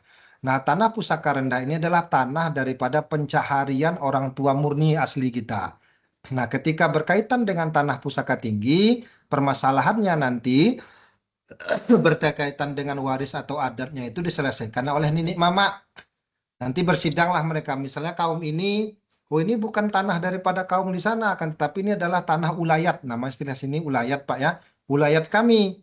Maka persidangannya kalau di kantor nagari atau di Jawa namanya kantor kelurahan lah Pak ya. Nah itu di sini ada kantor nagari, ada namanya kerapatan adat nagari atau KAN. Kerapatan adat nagari ini salah satunya ada juga sidang berkaitan dengan putusan harta warisan atau harta pusaka tinggi. Namanya peradilan adat kalau di kita. Nah, sedangkan untuk harta pusaka rendah ini murni nantinya kepada keluarga karena dia adalah harta pencarian daripada ayah dan ibu mereka selagi masih hidup. Nah, ini. Tapi ada hal yang menarik sebenarnya Pak ingin saya tanyakan karena ini juga bersangkutan dengan teman saya juga dalam hal ini. Tapi kita selesaikan dulu lah yang kasus ini dulu Pak ya. Oh siap. Okay. Nah ini untuk tambahan informasi di Sumatera Barat skema adatnya seperti itu Pak. Skema adatnya yang masuk ke wilayah adat adalah harta pusaka tinggi, memang turunan dari nenek moyang, sedangkan harta pusaka rendah pencarian kedua orang tua itu murni nantinya diurus oleh keluarga daripada kakak beradik. Seperti itu Pak tambahannya. Oke, terima kasih Saudara Sayuki. Jadi misal yang luar biasa ya ini juga tambahan ilmu juga bagi saya dan tentunya untuk rekan-rekan semua. terutama pembagian waris di adat daerah Sumatera Barat ya, Sumatera Barat, saudara saya. Betul ya? Betul Pak, Sumatera Oh iya, Barat. ya. Jadi bahkan saya berpendapat ini lebih tinggi posisinya daripada surat keterangan waris dari kelurahan atau desa di Jawa misalnya yang tadi dianalogikan sama, karena beda. Kalau yang disampaikan saudara Sayuki tadi ini bisa menjadi bahan pertimbangan hakim, misal di case-nya Blora tadi, karena ada kekuatan hukum adat di sana. Tapi kalau keterangan waris yang dari desa tentunya tidak serta-merta mungkin hakim akan menggali hal-hal yang lain. Tapi tentunya karena kasus ini masih berproses, boleh kita menganalisis, tapi harus bagaimana tadi sudah ada beberapa kesimpulan yang kita dapat, yaitu misal ada panggilan di pengadilan, seyogyanya para pihak bisa hadir, terutama anak kandung yang masih ada 2 ya Pak Solikin tadi ya, anak kandungnya masih ada. Kita juga nggak tahu anak kandung dua-duanya ini jadi tergugat atau jadi turut tergugat, kita juga nggak tahu. Karena yang kita tahu sementara yang melakukan gugatan adalah anak asuh. Barangkali itu terkait case-nya Pak Solikin yang bisa saya rangkum dari rekan-rekan. Ada pendapat lain dari rekan-rekan barangkali? Atau saudara Sayuki tadi katanya ada case yang ingin di-sharekan? Baik Pak. Kalau ini mungkin yang untuk Pak Salikin kita udah cukupkan Pak ya, udah clear. Nah jadi begini Pak, ini berkaitan dengan ada teman saya yang bersangkutan memang diangkat menjadi anak. Diangkat menjadi anak dan itu melalui proses pengadilan Pak dan penetapannya, dan sahlah dia menjadi anak. Nah kedua orang tua angkatnya ini karena tidak memiliki anak, maka meninggallah. Pertama meninggal orang tua laki-laki, yang kedua meninggal orang tua perempuan. Nah kebetulan meninggal dalam hal ini banyak harta warisan yang memang ditinggalkan oleh kedua orang tuanya, baik berupa dalam bentuk kampus, baik berupa dalam bentuk ladang ataupun kebun dan yang lainnya. Nah permasalahannya dalam hal ini, sepeninggal daripada orang tuanya, maka saudara-saudara dari orang tuanya tadi yang perempuan justru mengambil alih hampir daripada seluruh harta yang memang ditinggalkan oleh kedua orang tuanya. Orang tua angkatnya Pak ya, sehingga tersisihkanlah dia kecuali memang misalnya tanah atau kebun yang memang dikuasainya. Sementara kalau yang dulu dikuasai oleh orang tuanya, diambil alih lah. Nah, perbuatan dia mengambil alih oleh keluarganya tadi itu termasuk dalam hal kategori apa Pak? Apakah disahkan ataukah memang hal tersebut dapat dituntut di kemudian hari oleh anak angkat tersebut, karena tidak ada ibaratnya kalau bahasa di sini perhitungannya lah Pak. Misalnya duduk dulu, sampaikan bagian yang ini secara agama seperti A, B, C, D, kami memiliki hak, walaupun di dalam agama memang saudara dari bapak atau saudara dari ibu kan mendapatkan bagian Pak. Walaupun anak tersebut memang anak angkat dan tidak memiliki keturunan kedua orang tua. Namun dalam hal ini langsung diambil alih Pak. Diambil alih, terus anak ini pun disisihkan. Yang dia bisa dapat cuman rumah, selanjutnya juga sawah ladang ataupun kebun yang dia kuasai. Kan tetapi seperti kampus atau aset lainnya itu justru memang diambil alih dan dia tidak bisa melakukan beberapa hal karena sama dengan melawan saudara daripada ibunya sendiri, kan demikian. Kalau dari pihak bapak dia masih aman Pak. Dari pihak bapak dia tidak mempermasalahkan warisan dan yang lainnya, tapi dari pihak ibu, sehingga ya apa ibaratnya langkah apa kira-kira Pak yang dapat dilakukan dalam hal ini untuk menempuh supaya dia juga mendapatkan kejelasan. Kalaupun memang tidak mendapatkan warisannya secara keseluruhan, maka mendapatkan pemahaman lah Pak, sehingga hubungan silaturahmi kan tetap terjaga agar hal ini juga bisa menjadi penjelasan bagi yang bersangkutan untuk menempuh langkah-langkah ke depannya. Terima kasih Pak. Oke, terima kasih saudara Sayuki. Jadi ya ini kembali ke bahkan tidak ada anak kandung ya di sini ya. Ini hanya adanya anak angkat. Pertama yang paling awal bisa dilakukan tetap duduk bersama semua keluarga. Kemudian yang kedua, misal di daerah sana, di daerah tempat objeknya itu melekat hukum adat, bisa diselesaikan dengan hukum-hukum adat. Beda kalau di tempat saya ya, saudara saya juga tahu sering lewat di Madiun, kan tidak ada hukum adat di sini. Pilihannya jadi cuma dua, cuma hukum nasional sama hukum Islam, itu pun langsung masuk ke pengadilan. Harapannya itu, jadi keluarga misal melekat hukum adat bisa diselesaikan secara adat, apalagi tadi ada adat yang diceritakan tentang pembagian-pembagian itu, dan misal harapannya itu bisa terselesaikan di situ, tidak sampai ke jalur hukum. Soalnya meskipun jalur hukum ini adalah opsi, juga pilihan terkait sengketa untuk apapun, terutama juga terkait untuk case ini, saya itu yang saya pegang istilah. Kalau tadi yang memberatkan kan, kalau bisa jangan kalau orang Jawa bilang pati obor, jangan sampai putus silaturahmi dengan saudara gara-gara ini kan, yang tadi itu setuju juga. Yang kedua, misal ini masuk ke pengadilan, kalau ranah perdata itu kita biasanya ada istilah, kita itu mau ngambil hak kambing kita, tapi modal kita berupa sapi. Jadi yang ingin kita cari misalnya seharga kambing ya, harga kambing. Tapi untuk ngambil kambing itu kita mengeluarkan modal sebesar untuk beli sapi. Nah itu, jadi banyak kerugian yang akan dapat. Jadi harapannya itu, jadi kekeluargaan, misal kekeluargaan belum bisa ke hukum adatnya itu harapannya. Kalau ke ranah hukum pengadilan, opsi yang paling terakhir. Atau yang keempat ini dikembalikan kepada anak tadi, kira-kira ikhlas enggak dengan yang sekarang. Jadi opsi pilihan masing-masing. Itu kalau menurut pertimbangan singkat kami. Barangkali ada saran dari rekan-rekan yang lain dari case saudara Sayuki yang disampaikan ini.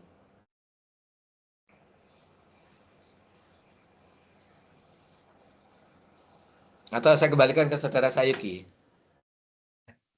Baik, terima kasih Pak. Insya Allah nanti akan saya sampaikan juga kepada yang bersangkutan apa langkah-langkah yang paling utama. Namun dalam hal ini mungkin kalau dalam sisi hukum adat mungkin dia masih agak kesusahan Pak, karena ini masuknya tanah pusaka. Kalau boleh tahu. Gimana Pak? Kesusahannya di sisi mana? Nah, kesusahannya karena posisinya hartanya bukan harta kaum tadi Pak, kan, tetapi harta pencarian. Masuknya kan pusaka rendah. Kalau pusaka tinggi nanti baru masuk dalam penyelesaiannya di adat bisa. Tetapi karena dia harta pusaka rendah, biasanya kalaupun dikonsultasikan ke adat, dikembalikan agar menempuh jalur pengadilan, biasanya seperti itu Pak. Karena di luar ruang lingkup. Ruang lingkup biasanya hanya bisa dilakukan melalui nenek mamaknya lah.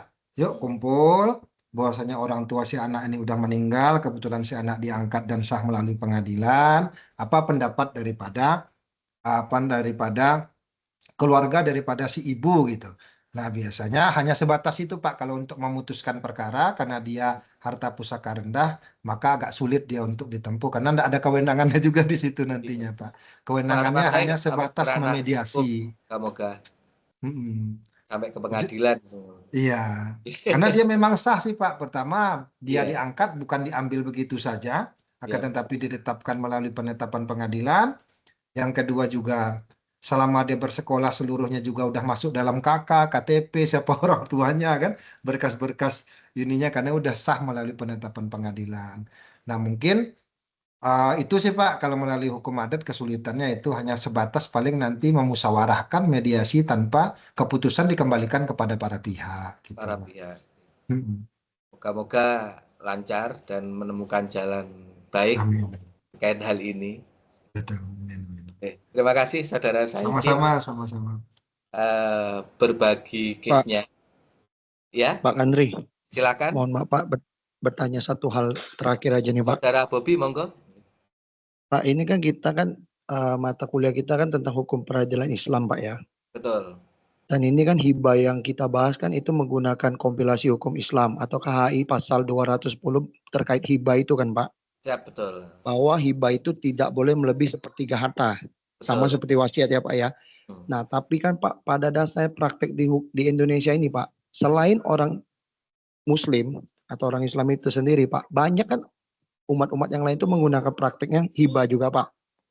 Seperti yang dulu saya pernah kerja di kantor itu, kebetulan itu orang Chinese Pak, dia dari ibunya menghibahkan ke anaknya. Yaitu kan mereka menggunakan sistem seperti itu supaya tidak ada apa ya mungkin mengakali hukum atau apalah Pak ya. Nah, kalau secara hukum KUH perdatanya Pak, itu kan hibah ada juga Pak. Itu tidak pernah tercatat bahwa sepertiga harta Pak. Bahkan boleh melebihi itu Pak. Asal dilakukan selama yang memberikan hibah itu masih hidup, yang menerima mau, dan itu ada bukti PPAT-nya Pak. Bagaimana Pak Kandri? Mungkin boleh diberikan penjelasan Pak.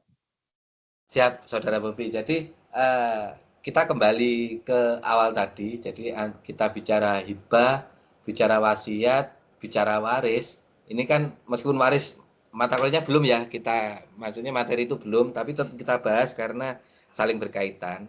Dan ketika ada sengketa waris atau hibah juga,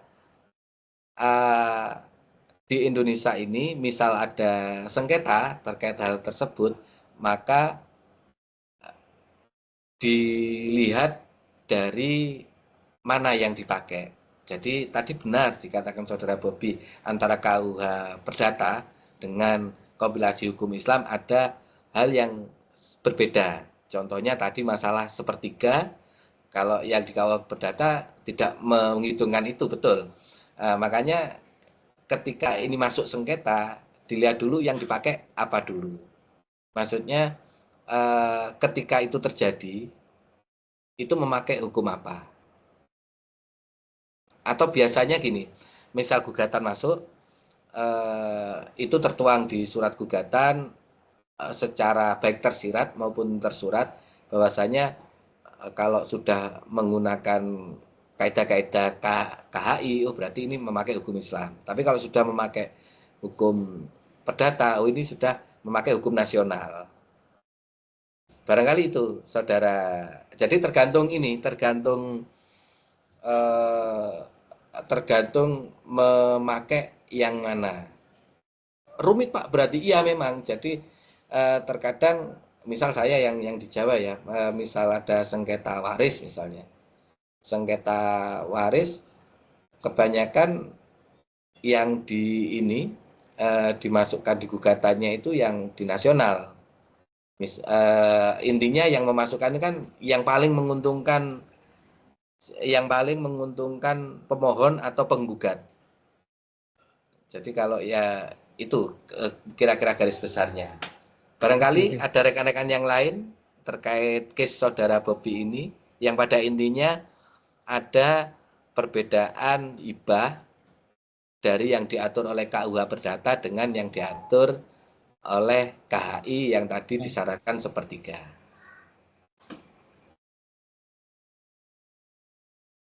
Ada rekan-rekan lain atau saya kembalikan ke Saudara Bobi? Oke. Jadi ya yang di KUH Perdata tidak ya itu berlaku juga. Oh, berarti itu tetap berlaku Pak ya? Ya betul. Nah Pak, tapi barusan saya tiba-tiba teringat kan, saya ini kan tinggal di daerah rumah saya ini Pak. Kebetulan di tetangga di atas ini kan dulunya ada tanah Pak. Di mana di situ ada beberapa bedeng. Nah yang menempatin itu adalah anak sah dari yang pemilik tanah itu Pak. Bedeng itu mohon izin barangkali bisa rumah maksudnya Pak. Oh beda. Ada. Jadi dia ini kan tanah itu sekitar kurang lebih berapa ya? Saya juga lupa, cukup luas itu Pak. Mungkin ada 6-7 rumah Pak ya. Dia kontrakan. Nah ini kan si anak ini ibunya sudah meninggal. Jadi kan dia tinggal bersama ayahnya Pak. Nah hanya saja tanahnya ini waktu ibu yang meninggal itu otomatis kan jatuh ke ayah dan anaknya ini Pak ya. Namun ternyata kasusnya itu tanah itu Pak. Si ibunya ini kalau ditarik panjang lagi dia itu punya ibu. Jadi ibunya ini punya orang tua. Orang tuanya itu ternyata mengangkat ibunya ini sebagai anak. Jadi ternyata dulunya yang punya tanah itu di kota saya ini kan saya kebetulan di kota Jambi Pak ya. Orang itu memanggilnya nyai atau siapa. Si nyai ini punya tanah. Dia berikan kepada anak perempuannya ini. Kebetulan anak perempuannya ini hanya anak yang diadopsi dia dari kecil. Karena dia nggak punya anak, Pak. Secara hukum dia sudah sah semua. Memang si yang terakhir dihibahkan. Nah, namun pada saat nyai itu meninggal kan punya anak cewek ini, Pak. Anak perempuan ini meninggal, otomatis kan jatuh ke anak laki-lakinya dan suaminya, Pak ya. Tapi keluarga dari si nyai ini yang kita bilang nenek ini, dia punya saudara-saudara malah menuntut tanah itu, Pak. Anehnya. Karena kan si nenek ini kan tidak punya anak, otomatis dia cuma punya saudara. Tapi kan dia sudah mengangkat satu orang anak ini, Pak. Jadi pada saat harta itu sudah dikuasain itu, si saudara daripada nenek ini, 8 orang itu menuntut ke pengadilan dan terjadilah sengketa. Selama sengketa itu terjadi, Pak, tiba-tiba salah satu orang kaya di Jambi membeli tanah itu. Berdasarkan persetujuan dari 8 orang anak itu. Nah, si anak yang disuruh mau digusur ini, minta berapa kalau nggak salah, hanya diberikan berapa, dia nggak mau awalnya. Tapi karena mungkin dia pikir-pikir daripada rugi, dia terima aja nominal itu, dia pergi dari tanah itu. Dan sekarang tanah ini menjadi tanah kosong. Nah anehnya Pak, itu kan sengketa antara waris atau hibah sebelumnya Pak ya. Kok bisa tetap diperjualbelikan Pak? Aneh kok bisa seperti itu Pak ya? Berarti jual beli ini sampai proses balik nama? Sudah. Dan saya kenal yang belinya itu Pak. Jadi selesai urusan jual beli ini selesai ya berarti? Jadi waktu tanah itu sengketa itu sekitar 1-2 tahun. Nah setelah dimenangkan oleh si tuan tanah Jambi ini, orang kaya ini, dia beli, dia masih kasih waktu sekitar setengah tahun ya. Akhirnya dia berikan pemberitahuan untuk menggusur, dia gusur paksa. Karena si anak yang punya tanah ini kan ngerasa, ini kan punya ibuku. Ibuku kan diberikan oleh neneknya. Sah, hanya saja dituntut oleh keluarga dari neneknya. Jadi saya kadang masih bingung loh Pak. Ini tiba-tiba teringat karena mungkin tadi Pak Mas Syauki bahas kan, Saki kan. Jadi saya juga bingung, kok bisa seperti itu ya? Ini lagi sengketa pun bisa dijual beli. Nah yang lucunya kok dari pihak neneknya itu saudara-saudara bisa menuntut. Padahal kan neneknya sudah mengangkat satu orang anak sah secara hukum. Gimana Tapi kalau putusan pengadilan sudah keluar sampai sekarang terkait sengketa yang tadi dimaksud? Dimenangkan oleh 8 orang itu Pak, anehnya. Makanya dimenangkan itu, saya juga bingung dimenangkan, dan sekarang yang tuan tanah itu sudah menjadi hak milik dia, sudah dibeli oleh orang kaya di Jambi ini Pak, kebetulan Pak.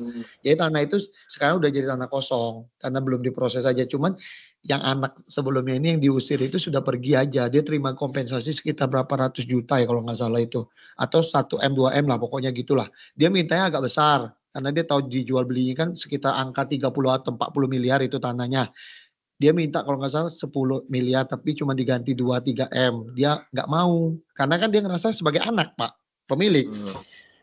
Tapi yang lucunya yang menentukan 8 orang itu, dan seperti yang info yang beredar itu dimenangkan oleh 8 kakak beradik daripada neneknya itu. Kok bisa seperti itu Pak ya? Berarti yang menjual tadi 8 orang ini ke pembeli berarti? Iya betul Pak. Sebelum ada putusan? Setelah ada putusan akhirnya Pak, baru dijual. Setelah ada putusan ya. Tapi kok bisa dimenang oleh 8 orang itu Pak? Gini, jadi untuk menganalisis singkat terkait dengan jawaban saudara Bobi, perlu ini memang melihat bukti lagi Pak ya. Kasusnya ya, melihat kasusnya gugatan seperti apa. Terus tanah itu awalnya atas nama siapa? Tanah. Ketika gugatan berlangsung, tanah atas nama siapa, Saudara Bobi?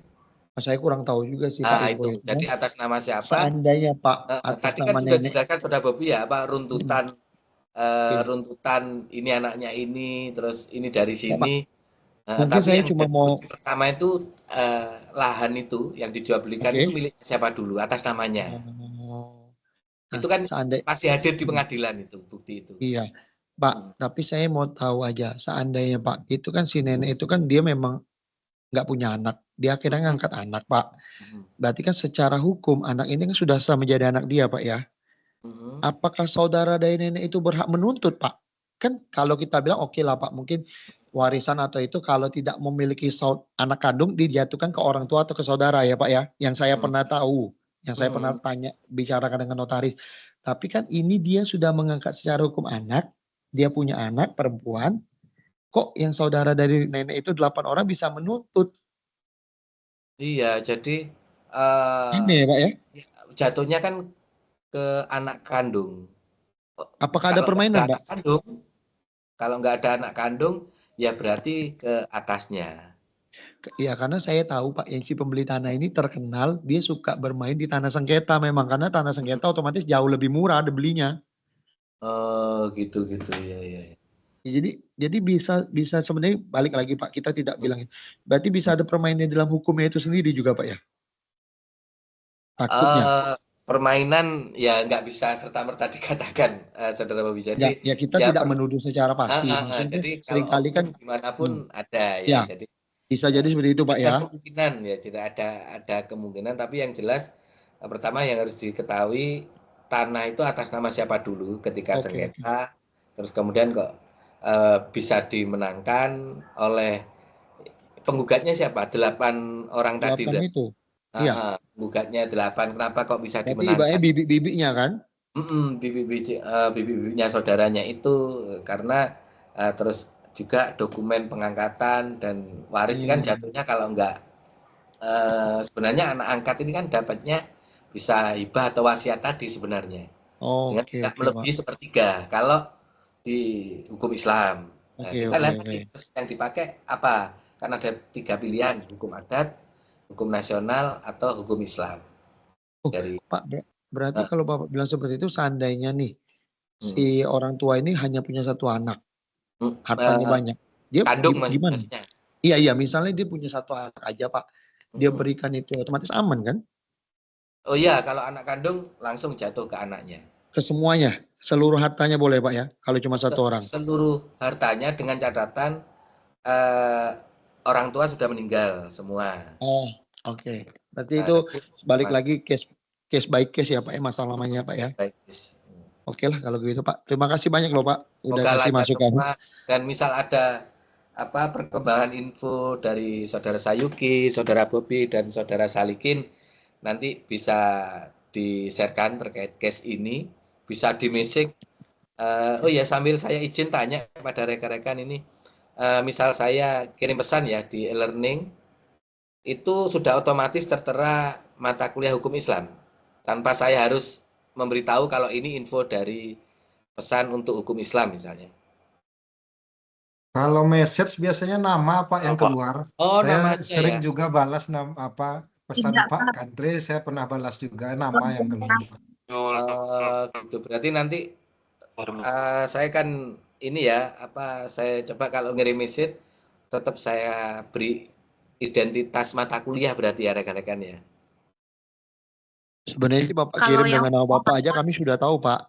Karena kan kami sudah tahu tutornya Bapak. Kalau yang nggak pernah lihat nggak pernah lihat e-learning ya kadang nggak tahu Pak. Nggak tahu ya siap. Soalnya karena kan di setiap sesi kan ada sapaan tutor di atasnya Pak nama Bapak Kandrinya. Oh gitu siap. siap. Terima kasih infonya. Baik rekan-rekan. Karena waktu sudah menunjukkan malam dan di daerah timur terutama ini ya sudah jam 9 ini mungkin ya yang di timur. Teman-teman yang 9.47 Pak. 9.47 mohon maaf. siap. Oke. Sebelum saya akhiri izin terkait daftar hadir tidak perlu khawatir ini kan ada ininya atau ini ya saya baca sekilas tapi nanti ya saya baca sekilas biar untuk mempercepat. Untuk Saudara Bobi hadir, Saudara Zarka Sinur nggak ada, Saudara Indra, Saudara Muharas ini ngecek ya sambil ngecek takutnya saya kelewat. Saudara Alwan Hafizan hadir Pak. Ada Saudara Alwan Hafizan? Ya hadir Pak. Hadir ya siap. Saya konfirmasi lagi. Saudara Alwan Hafizan hadir. Saudara Muharas Husain ada?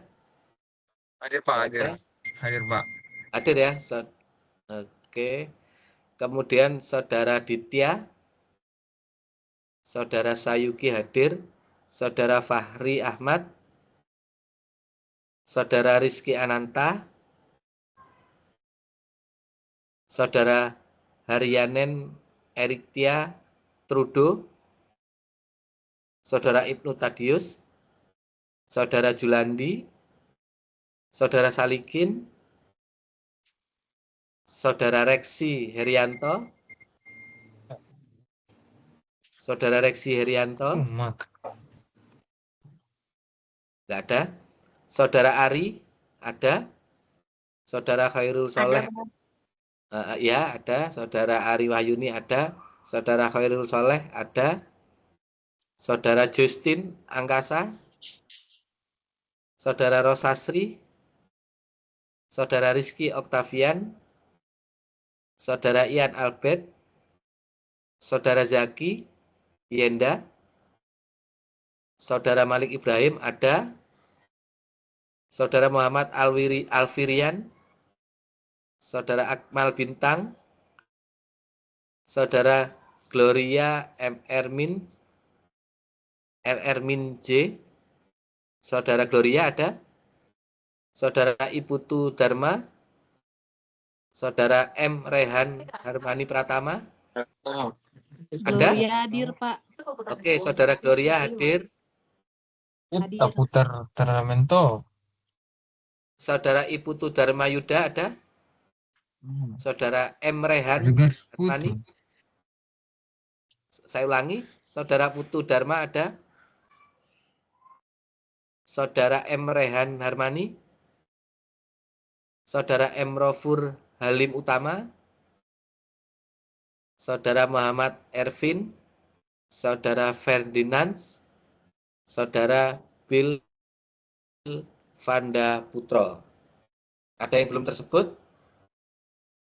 Nanti akan saya tetap cross check lagi sebelum ini saya simpan. Ini saya simpan dulu.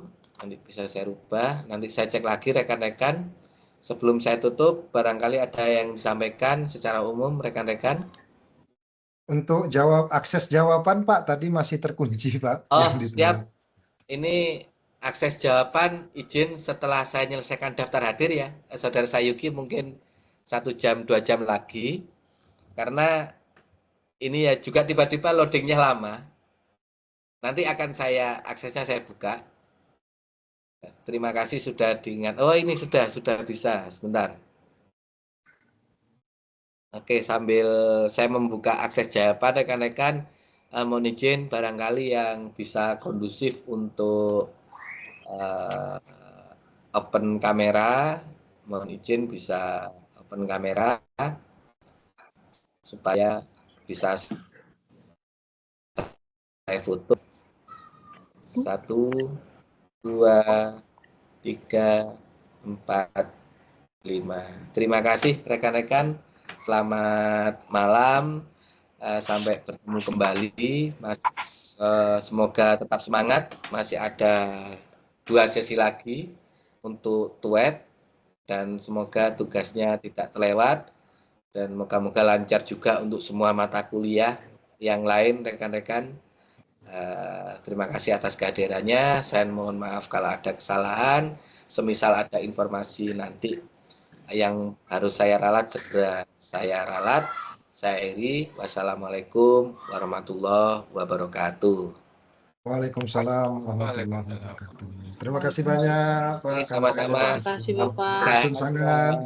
Ya, Bapak Ibu semuanya, rekan-rekan semuanya. Izin live Pak.